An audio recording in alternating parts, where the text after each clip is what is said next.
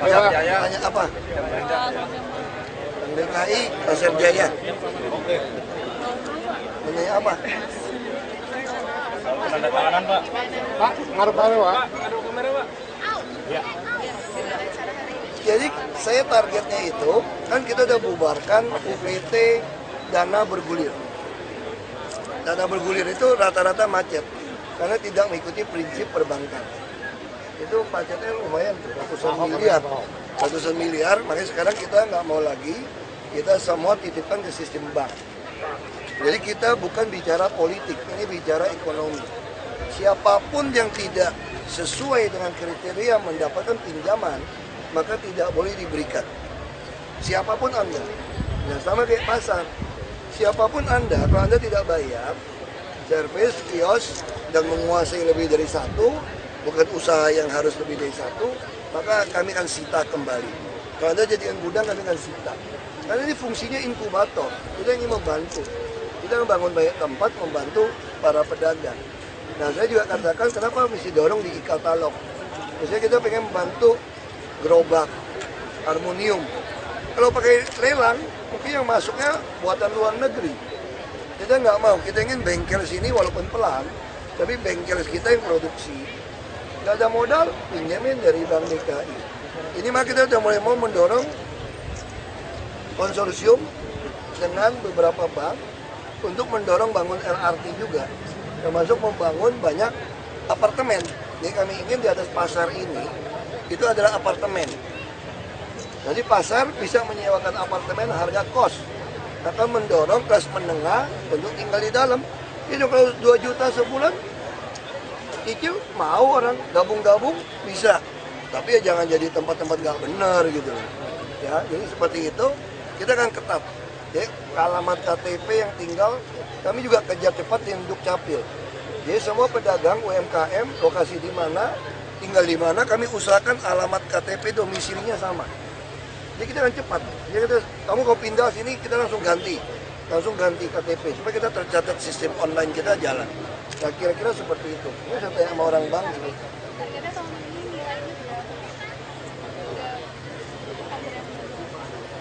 Bantuan ini kita baru kita luncurkan dari awal Januari sampai sekarang sudah 300. Di harapan kita itu mungkin kalau bisa selesai semua mungkin sekitar 800 atau malah 1 T. Saya target sih minta 1 triliun. Jadi saya harap kalau tiap tahun bisa 1 triliun. Kalau rata-rata 10 juta, kadang 5 juta gitu ya. Berarti 100 ribu. Kalau tahun depan bisa 1 triliun lagi, dan uangnya kan balik 1 triliun.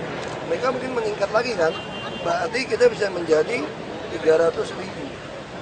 Nah ini kan terus 3-4 tahun sudah langsung di atas 600 ribu. Nah ini kita harapkan jadi stimulus ekonomi. Jadi kamu bayangkan kayak gini, misalnya saya tukang sayur, tukang buah, saya dapat uang modal dengan bunga murah.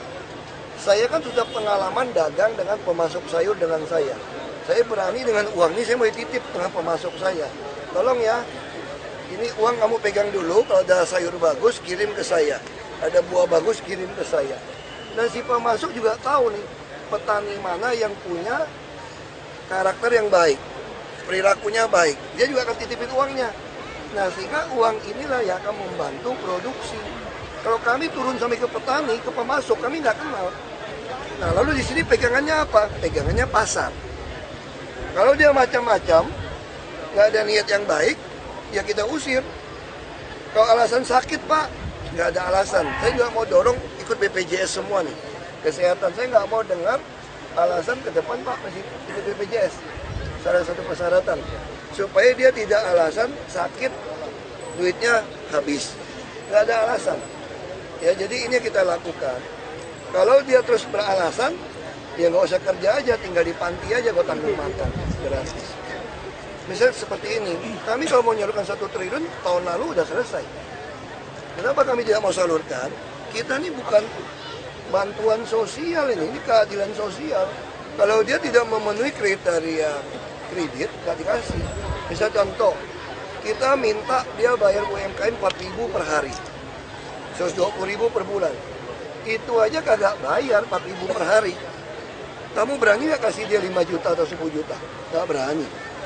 Nah ini prinsip yang kita lakukan. Ya. Pak, pertanyaan lain Pak terkait dengan akan mempekerjakan Kasihan dong. Pak Oga sebagai pembersih bus Transjakarta itu mekanisme kerjasama seperti apa? Sederhana aja, kita bisa hitungan per bus. Jadi saya ingin bus Transjakarta yang bagus-bagus, begitu dia masuk, misalnya itu Blok M kota. Begitu dia sampai ke Blok M lagi, atau sampai ke kota lagi, langsung ada tukang bersihnya. Kan nggak mungkin kalau di dalam stasiun kita bisa pasang mesin. Jadi kalau yang disebut itu nggak ada mesin. Saya belajar dari Turki. Jadi Turki mempekerjakan anak-anak muda yang nggak sekolah, itu dengan tongkat, stick, kayak Pak Oga, kita suka kamoceng itu loh.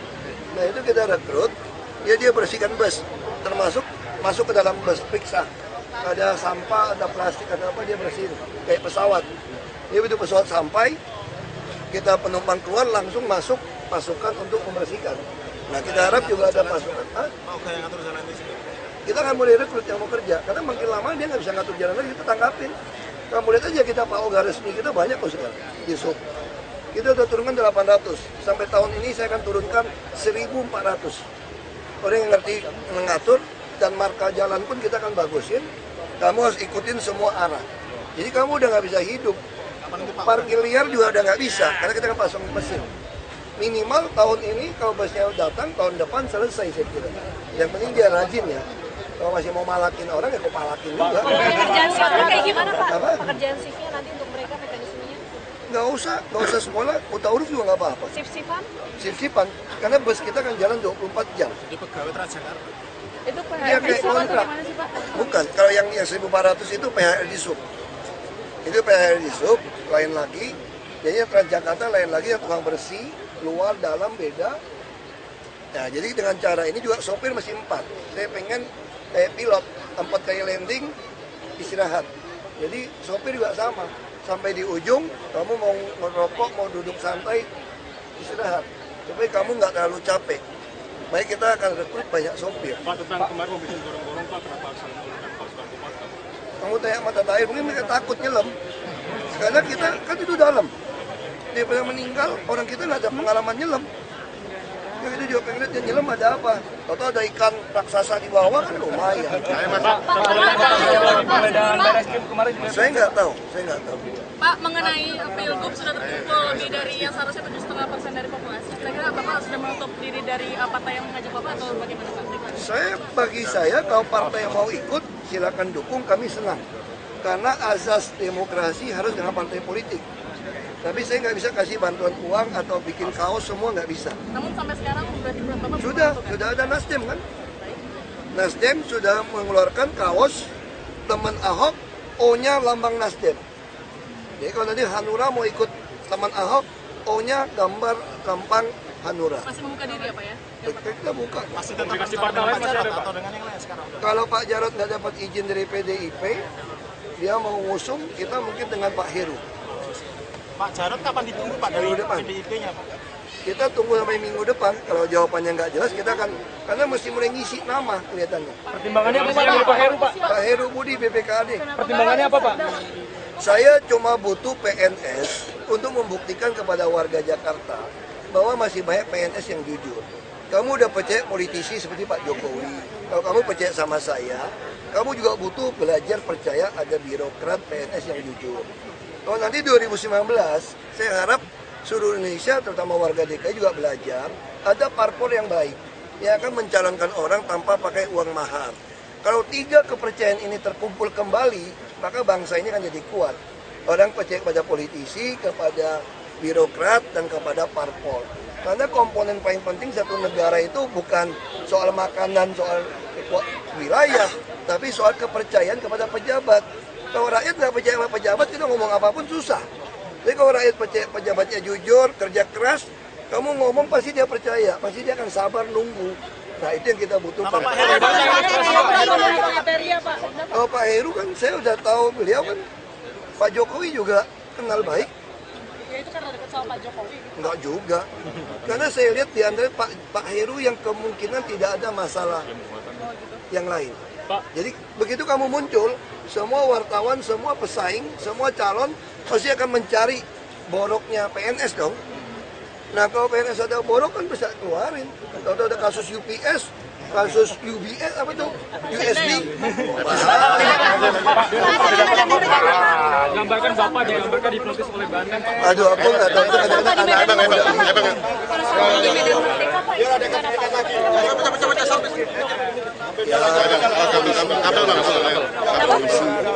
Persiapan KTP apa aja daerahnya? Nanti Pak Jokowi akan mencek semua sore ini. Kira-kira meeting apa aja? Saya udah, kita akan bikin paspornya mulus semua. Secepatnya. Pak SD Negeri Malakasar ini. Saya tahu, kan kita stop. Tahun ini mulai bangun sekolah banyak. Kita akan bangun lelang konsolidasi. Kapan itu Pak dibangun di Tahun ini mulai kita harus kerja. tahun ini? Pak udah dapat kabar pemanggilan dari Dewan Komisi 3, Pak? Sudah terima sudah.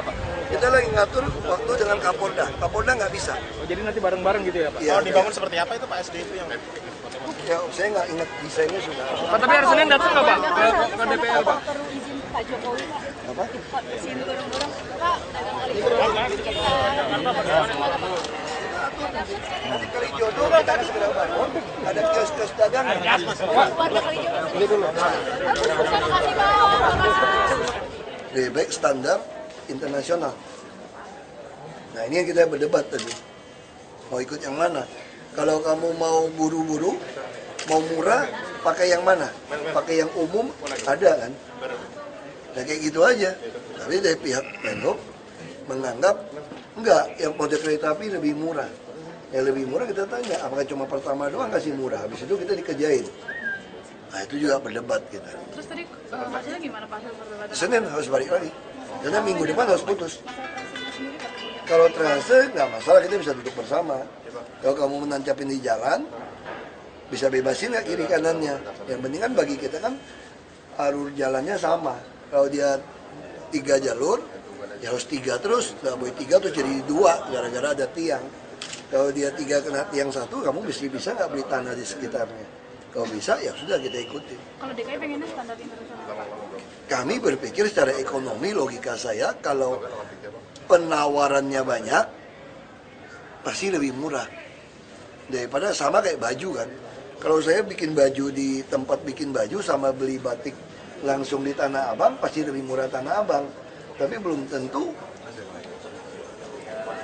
kebutuhan saya gitu ya, misalnya gitu. Tapi kalau pasti lebih enak dong, tapi kan langsung dapat. Tapi kalau saya pesan khusus, mahal.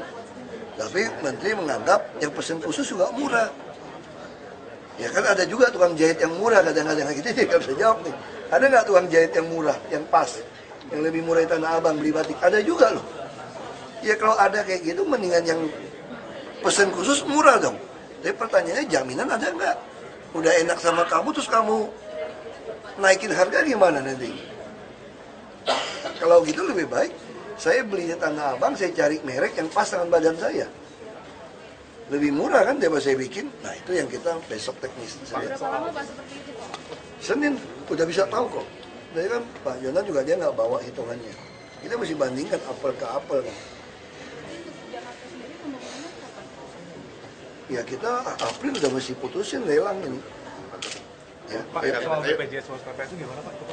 Kemarin hasilnya Pak? BPJS udah, semua pegawai kita, kan bukan cuma pegawai kita. Ini kan memang amanat undang-undang. Semua penduduk Indonesia itu harus punya jaminan kesehatan dan tenaga kerja. Dan kami harus kasih contoh dulu, PPSU, PHL harus didahulukan.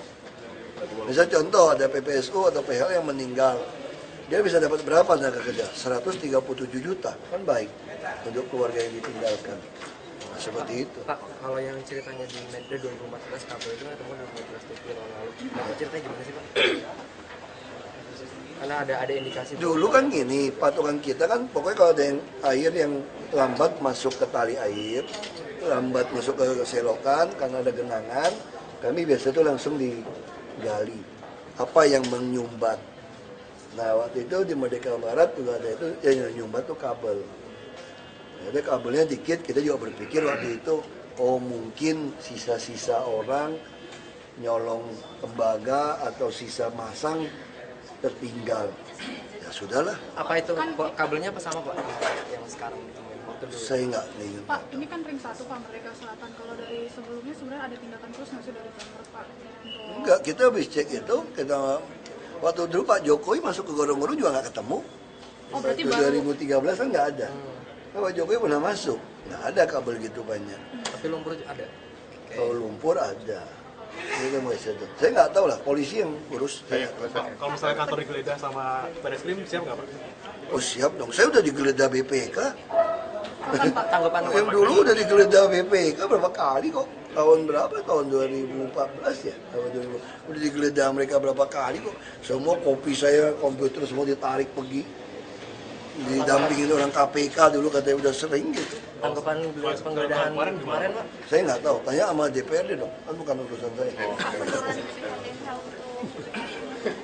Perintah kantor begitu. Kita tunggu aja kalau ada perintah atasan kita ikut gitu. Kan belum? Kan belum ya. Ilustrasi lagi Pak, ilustrasi kemarin Pak, gimana Pak? Maaf Pak, yang ilustrasi yang kemarin, ilustrasi Ahok yang di beda dari teman Ahok Pak. Yang mana? Ilustrasi dari PDIP apa? Dari teman Ahok yang soal PDIP. Ini aku nggak komentar lah, itu teman Ahok kan juga orang gitu banyak, mana bisa kita urus. Kalau Bapak sendiri diilustrasikan seperti itu bagaimana Pak? Ya anak-anak muda mau apa juga kita kayak orang tua mah ketawa-ketawa Pak, aja. nanya Pak, dana idol DKI kan cukup tinggi sekitar Enggak juga, enggak cukup tinggi juga. 12,7 Pak. Enggak juga, kita udah hampir 70% lebih, hampir 70% kok setelah penyerapan. Sekarang kurang duit kita malah. Kalau deposito yang biasanya bunganya berapa sih Pak untuk dari Murah sekali. Dulu deposito kalau kamu taruh 1 triliun, kira-kira kamu dapat 6 miliar lebih satu bulan. kalau sekarang range-nya berapa? Saya nggak tahu, kan udah diturunin, perintah turun. Saya belum Kalau dapat lapor. DKI kemungkinan dengan turun itu berapa Pak? Kita kayak nggak gitu baik deposito lagi deh gitu. Kita sih mau turunin juga supaya pinjaman ke bawah lebih rendah. Presiden maunya seperti itu. Ya. Pak, soal Gojek Pak, apa kalau Pak akan menindak Gojek Pak? Gojek urusan polisi ya. Karena tadi Pak Jonan bilang tidak ada tindakan dari pemerintah daerah Pak, itu gimana Pak? Itu kan polisi kalau untuk motor. Iya. Gojek nggak bisa regulasi karena nggak ada di dalam undang-undang transportasi. Berarti berikutnya Bapak akan menindak atau Itu orang butuh ya diamin aja mau gimana. Kayak ya saya bilang kan susah kita. Makanya saya cuma bisa menyediakan bus, nanti motor dibatasin jalur utama, nanti kan lama-lama kan pinggir. Makasih ya Pak. Kalau BPKB jadi turun, potensi PAD Jakarta bakal turun berapa Pak? Nggak tahu saya, nggak pernah Belum ada gitu. hitung-hitungannya, Aku Pak. nggak mau terlalu pusing lah gitu. Kasih ya Pak. Tapi kalau pompa kita baik, tanggul kita tidak jebol, nggak akan terjadi lagi. Karena 1086 saluran terus kami bersihkan. Jadi daerah mana sih Pak yang diutamakan? Kalau yang paling bahaya justru memang daerah-daerah selatan, karena mereka rata-rata tinggal di dalam sungai. Tapi kalau itu meluap, selama tengah utara baik, tetap akan turun. Kan posisi selatan tinggi, utara rendah. Gitu. Berarti akan bisa dibilang tahun ini akan terbebas dari Secara logika nggak seperti dulu. Pak, tapi saya lihat Pak Yusril sama Pak Dhani kompak saling mendukung untuk melawan Anda. Gimana? sedikit dong Pak. Apa-apa, bagus dong. Pak, kita dan sama keluarga itu seperti apa sih Pak? Jadi mau pulang, ini mau pulang. Itu Supaya pulang cepat. ngajak liburan keluar bareng nggak sih Pak? Kita bagi kami liburan di rumah, makan es krim, makan buah, dan enak. Nggak pernah jalan-jalan keluar kota. Nggak tahu dong, kita kerjain segera. Pak, Seluruh bagian kota tua sampai sungai kita kerjain, termasuk tamannya, termasuk airnya kita kerjain. Jadi yang kerjain mungkin kewajiban Sampurna Land. Kan dia ada minggin KLB, dia udah bangunin rusun, duitnya masih ada sisa. Dia harusnya bayar berapa? 700 atau 800 miliar. Nah, jadi ada sisa uang ini kita minta dia bangun ke sini. Targetnya saya harap mungkin akhir tahun atau tahun depan selesai. Tahapan udah desain udah saya udah setuju desainnya semua saya udah liatin, termasuk temanya semua udah lengkap. Malah yang Kalijodo saya lebih masih suruh mereka yang desain. Kalau Kalijodo udah ada desain skateboard bagus sih. Tapi saya pengennya kalau yang kali jelangkingnya itu bisa dibuat bening, piara ikan, wah bagus juga. Pak, akan bangun taman kota lagi kan sih Pak? Enggak, dia hotel ini silakan gedung aja, udah kita putus. Dulu kan dia janjiin saya mau bikin sungai itu bersih, yang kayak orang Korea dari Jababeka ngomong. Terakhir ketemu dia bilang, wah beresin kota tua mah butuh 25 tahun, 30 tahun, udah usah ngomong sama saya deh. Ada kata Bapak di pas kalau sosialisasi Pak. ngapain gitu loh. Bukan gue udah Enggak, maksudnya kalau kepala daerah lain Nggak itu kan perlu lah. kalau misalnya masuk ke kota lain itu kan ada nggak perlu lah, ngapain. Orang udah kenal gue udah susah kemana. Karena pasti ada orang Dari dulu gue nggak pernah mau. Dia ngapain? Dari itu gue nggak pernah. ya terus Dia ngapain pasang foto gue? Kayak kecakapan aja.